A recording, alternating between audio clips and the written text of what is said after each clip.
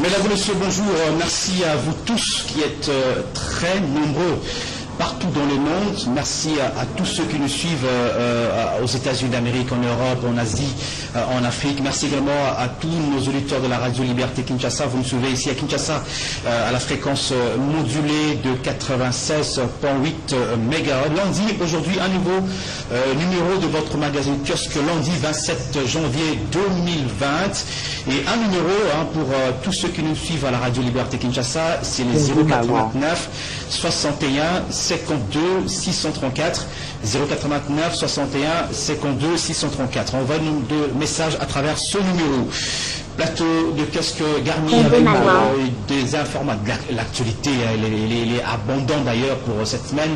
Vous avez suivi tout le week-end. 3 invités pour en parler tout à l'heure. Maître Gabriel Mondé, bonjour. Bonjour, Monsieur Michel. Nous allons très bien. Nous sommes là pour représenter le peuple qui quelque part dit la vérité sur l'état de la nation de la République démocratique. Très bien, Pascal Ronge. Bonjour, cher ami. Bonjour, Michel. On prend du poids, Bon, peut-être que c'est là, mais parce que est toujours bonne santé. Quand vous êtes dans les quarantaines d'années, l'homme généralement a tendance à prendre du poids. Et je crois, c'est simplement ça, parce que si ça ne dépendait que des conditions de vie, je crois que nous serions très minces, parce que le social congolais pose problème. Aujourd'hui, plus de 20 ans, nous sommes toujours dans des conditions les plus difficiles au monde. Au moins, nous avons créé une adaptation. Peut-être c'est derrière cette adaptation que nous essayons un peu de tromper la vigilance. Voilà. On a toujours dit que Dieu est congolais. Ouais. Si voilà, Claude Moulichou, bonjour. Bonjour Michel. Merci d'être venu également. Merci Michel de l'invitation. Vous savez que le kiosque, c'est une émission très très suivie. Je ne peux pas ne pas répondre à votre invitation. Nous sommes là pour analyser, commenter l'actualité en toute responsabilité et surtout la vérité. Nous devons dire la vérité. Pourquoi cette insistance? J'insiste parce qu'il y a trop de mensonges. Il y a trop de mensonges et on veut tromper le peuple pour rien parce qu'il y a des personnes qui font la récupération politicienne et voilà pour faire plaisir à tel ou à tel autre politique. Mais c'est ça aussi la démocratie, mais il faut faire respirer la démocratie, c'est les débats contradictoires. Oui, nous acceptons la contradiction, mais pas de mensonges, pas de contre-vérité. D'accord. Le concept de vérité, c'est un concept qui engage généralement un débat. Pour les scientifiques avertis et initiés. La vérité n'est vérité que lorsqu'elle se pose sur l'objectivité. Et lorsqu'on évoque l'objectivité, ça veut dire qu'il y a des preuves irréfutables. Et on ne parlera pas de la vérité lorsqu'il faut analyser les faits à partir de sa chambre et estimer que ce que je dis est vrai. Et donc, lorsque nous allons, encore que nous sommes journalistes, il faut que cela soit basé sur de preuves qui feront que quiconque, lorsqu'il nous aura suivis, il pourra dire effectivement ce qu'ils disent, c'est vrai parce que c'est tangible. Mais il ne faudrait pas qu'on avance des arguments pour finalement dire je dis la vérité, alors qu'en réalité, on n'a pas de preuves tangibles. Ou pour faire plaisir, c'est ça aussi les mal pour les Congolais. Voilà, les milieux de ce kiosque de ce lundi, on parlera de cette escalade entre le FCK. Ça continue à la suite de cette adresse du chef d'État devant la diaspora congolaise de Londres. Mabunda a réagi pour rappeler les dispositions constitutionnelles quant à ce, notamment l'article 148, et il s'en est suivi, vous avez suivi en tout cas la passe d'armes entre les deux camps, l'UDPS et le FCC, ou les caches FCC en même temps. Le week-end, vous avez suivi le débarquement, entre guillemets, de Chadari et Chitsambo qui devaient se rendre au Burundi, mais finalement leurs passeports ont été confisqués par les services de la Direction Générale de Migration. L'UDPS réagit à travers Augustin Kabouya, qui est le secrétaire général de ces partis politiques, et que selon lui, la DGM lui a dit clairement que Chadari a été en possession d'un passeport diplomatique non valide. Et bien voilà, on va aussi revenir sur cette adresse également, ou soit cette sortie médiatique du chef du cabinet du président de la République, Caméré, le week-end. Vous avez également suivi, qui met le point sur les i et surtout rappelle à Mabunda qu'elle a franchi la ligne rouge. Quel sort lui sera réservé? Tout cela, on va analyser dans cette émission. Deuxième point qu'on va aborder, finalement, le face-à-face entre Félix Tshisekedi et les Kinois organisé par Zachary Bassoué n'a pas eu lieu hier au stade de martyrs de la Pentecôte. En tout cas, déjà, il y avait une mobilisation, même timide de certains membres de l'UDPS qui étaient là, mais Zacharie était introuvable. Un échec à ce niveau, on va essayer d'en parler. Et puis le tout dernier point qu'on va aborder, ce sera aussi le face B de Davos. Davos, vous avez suivi, un journal, comme on dit, satirique, entre guillemets, suisse, Bricht, qui révèle que certains membres qui composaient la délégation de Félix Tshisekedi en Suisse n'ont pas payé leur hôtel. Plus de 10 000 $ américains n'ont pas été... la facture de l'hôtel, estimée à plus de 10 000 $ américains, n'a pas été honorée. La question sera évoquée également. On a suivi la réaction principalement du porte-parole du président de la République et Tina Salama, qui a essayé de minimiser le journal suisse Brick, mais pas entrer en fond dans le détail par rapport à l'information nous livrée par ce journal suisse. Et puis, on va commencer avec tout un sujet sur l'affaire Moïse Mbié. Des règlements de compte, des arrestations dans l'entourage du pasteur de l'église Cité Bethel, principalement de Eddie Kabeya, lui qui est le second de ce orchestre. On parle aussi d'autres membres, des artistes également, qui sont aux arrêts au niveau de la police nationale congolaise. On a été alerté le week-end par la famille de Eddie Kabeya principalement. On va tout à l'heure en aborder. Les titres de journaux de ce matin, Forum des As. Tempête au sein de la coalition. Vital Kamerhe joue à l'apaisement. Et puis les bonnes résolutions de Sami Badibanga pour 2020, l'essence de la mesure, de la retenue et des équilibres.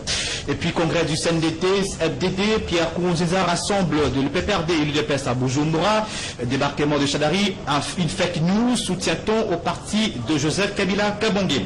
Congo Nouveau, ministre des Finances, le bouc émissaire parfait, ça c'est les Yalabouli, présidence de la République, Vital Kamerhe, un DIRCAB encombrant, s'interroge où s'exclame le Congo Nouveau. Monidela, Moïse, il n'y aura ni dissolution ni destitution. Et voilà, c'est ça, c'est différents titres journaux parus ce lundi. On va commencer avec cette alerte de la famille de Eddie Kabeya. Pascal, je commence par vous.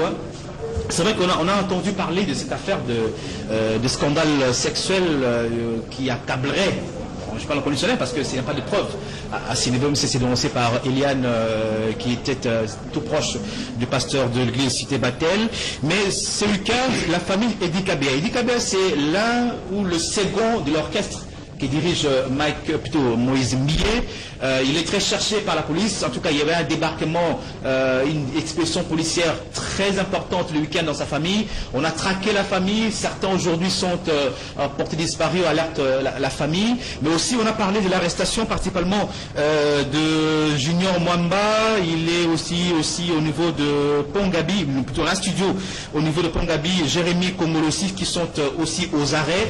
Mais apparemment, qu'est-ce que cela révèle, ces genres de règlement de comptes, alors que l'affaire s'opposerait entre deux parties, Moïse Mbié qui est aujourd'hui sous les points d'accusation, et aussi Eliane qui a porté plainte. Bon, d'abord c'est une affaire grave.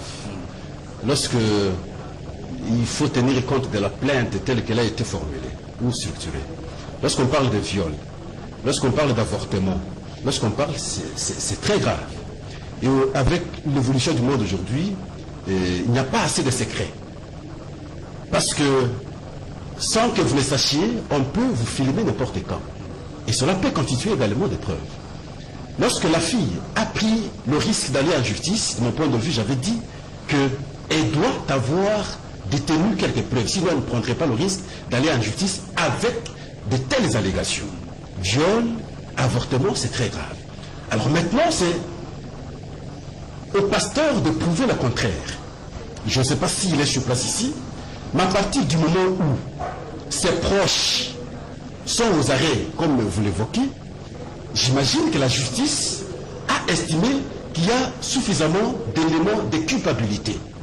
Et voilà pourquoi il fallait maintenant commencer par ceux probablement qui avaient des relations directes, parfois secrètes plutôt, avec le pasteur. Et on attend voir si on finira par mettre la main sur pasteur. Mais le problème, c'est que c'est sous l'instigation de Moïse Mbié qu'on arrête ses proches. Bon, je ne sais pas si c'est là où c'est sous l'instigation, c'est qu'il faut chercher la vérité ailleurs. Est-ce que c'est parce qu'il estime que ce sont eux qui ont instrumentalisé la fille à pouvoir poser de tels actes? Là, ça devient autrement. Mais à partir du moment où nous constatons que c'est plus ses proches, ma première lecture, c'est dire pourquoi les proches d'Mbillé sont arrêtés à partir du moment où il y a une plainte? C'est qu'il y a quelque chose qui cloche. Voilà. Alors, si c'est Mbillé, est-ce que Mbillé a saisi la justice pour que finalement on arrête ses proches? Là, je ne sais pas. Je n'ai pas encore vu la plainte d'Mbillé. Si Mbillé a saisi la justice, estimant qu'on a terni son image, parmi les gens qui ont été, n'est-ce pas, à ce coup, il cite maintenant ses proches, et à ce moment-là, ça peut être justifié. Mais à partir du moment où je n'ai pas encore vu la plainte d'Mbillé, je ne sais pas réfléchir de cette façon. Mais j'ai la première plainte, je fais mon analyse par rapport à la première plainte. Mais simplement, il faut aussi aller très loin. Pourquoi simplement vous? Pourquoi pas l'autre? À chaque fois, on ne parle que de mauvais de vous. Vous savez, il y a un moment lorsqu'il avait chanté, Guégué à son temps, Guégué, il s'est justifié. Mais quand vous suivez la chanson, on a l'impression qu'effectivement il avait prononcé Guégué. Et après, c'est la chanson mais quand on parle d'Ndanga, quand vous suivez aussi la chanson de très près, vous sentez que c'est Ndanga. Et lorsque vous analysez également le comportement de... Je ne pense pas. Moi, chez nous, on dit, une source ne produit pas de bruit s'il n'y a pas un corps étranger qui est tombé dedans. Voilà, y a pas à chaque fois, lorsqu'on parle de vous, lorsqu'il y a un cas comme celui-là, avec autant d'éléments, je ne vois pas, même si la folie de la fille, elle peut tout étaler, tout monter comme ça, même s'il n'y a pas eu quelque chose. Ça peut arriver qu'il n'y a pas eu avortement. Ça peut arriver qu'il n'y a pas eu viol. Mais il doit avoir eu quelque chose. Et c'est qui n'est pas bon pour un pasteur. Voilà. Claude Moulichou, votre réaction, hein, c'est vrai aussi. Il n'y a pas que Eliane, hein, je crois que le week-end, on a encore vu d'autres vidéos d'une autre fille qui est proche également de Moïse. Tout autour de lui. Hein. Bon, c'est ça le problème. C'est ridicule d'abord. Je n'aime pas commenter ce genre de faits. Ça nous rabaisse, hein, c'est trop bas. Moi, je vois le développement de mon pays, comment mon pays peut se relever et aller de l'avant. Cette histoire-là, les gens vont dans un coin, dans un hôtel, dans une chambre d'hôtel, s'amouracher, et puis vous ramenez ça sur la place publique, et puis, s'il y a des lésés, ils ont saisi la justice, que la justice fasse son travail, c'est tout le dossier sur la justice, je ne peux pas commenter une question de justice, vous avez la procédure judiciaire. Donc moi, je ne faut pas vraiment banaliser un peu ça. Je banalise tout ça, parce que là-dedans, vous constaterez que Moïse Mbillé reprocherait à l'aide de ses musiciens d'avoir vendu ou soit publié les images pornographiques sur la place publique. Et entre-temps, c'est la fille qui se plaint, non? Et elle se plaint après combien de temps? Après combien de temps? Parce que l'effet de s'amouracher, ça a pris beaucoup de temps.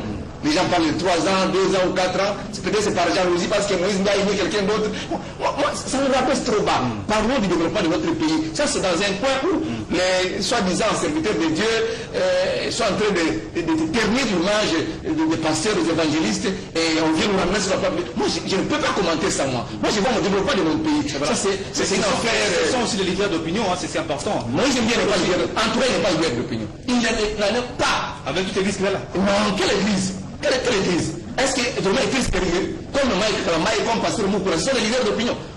Non, ce ne sont pas les leaders d'opinion. Moi, je me dis, je n'ai pas même pas une minute à accorder pour faire l'analyse ou analyser les histoires trop bas comme ça. D'accord. Maître Mené, on comprend un peu la banalisation du côté de Moulichou, oui. Mais c'est quand même, ça touche un peu la société, hein, c'est vrai. C'est quand même l'exemplarité qu'on doit donner par rapport à nous qui sommes des leaders d'opinion, qui passaient devant les gens, qui encadraient même 10 000 ou bien 5 000, même 10 personnes. C'est important d'être exemplaire et d'avoir une certaine éthique. Merci Michel. Personnellement, qu'est-ce que je peux dire par rapport à ça? D'ailleurs, c'est regrettable. Moi aussi, je ne peux pas disponibiliser mon temps pour faire la popularité d'un certain Moïse Mbillé. Je ne sais pas ce qu'il est, ce qu'il fait ou ce qu'il peut faire pour notre pays, si ce n'est qu'apporter l'immoralité qu'il est en train de faire. D'ailleurs, ce sont des jeunes gens un peu parvenus. Quelqu'un qui a trouvé tout sur la table, bon, je ne crois pas. S'il peut avoir l'estime de la société ou de la nation congolaise, c'est beaucoup difficile.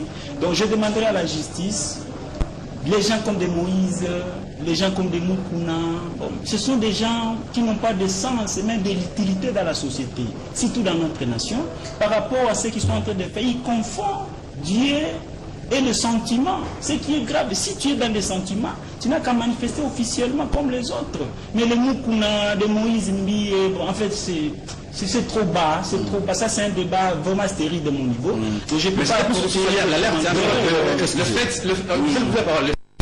pour certains de ses entourages, certains membres de son entourage, soit aussi aux arrêts, soit traqués aujourd'hui par la police, sur l'instigation de Moïse, c'est grave. Si je peux vous dire, les gens comme de Mukuna, les gens comme de Moïse Mbi, c'est quelque sorte un band de farceurs, hein, si je ne me trompe pas. C'est quand même trop dur de c'est ça comme des personnalités, ils sont des parents, des farceurs. Je m'assume, de Mukuna, de Moïse, c'est quelque sorte... donc une association de certaines farceurs, des gens qui ne savent pas se mettre à l'auteur de leurs responsabilités, incapables d'affronter la vie sur la bonne voie, mais ils se couvrent derrière la parole de Dieu. D'accord. Les amis n'ont pas tort. Ils n'ont pas tort parce qu'il y a un comportement qu'il faut afficher dans la société. Mais simplement, il y a ce qu'on appelle le fait social. Quand c'est produit dans la société, c'est normal qu'on fasse des analyses. Il y a ce qu'on appelle en philosophie la discursivité.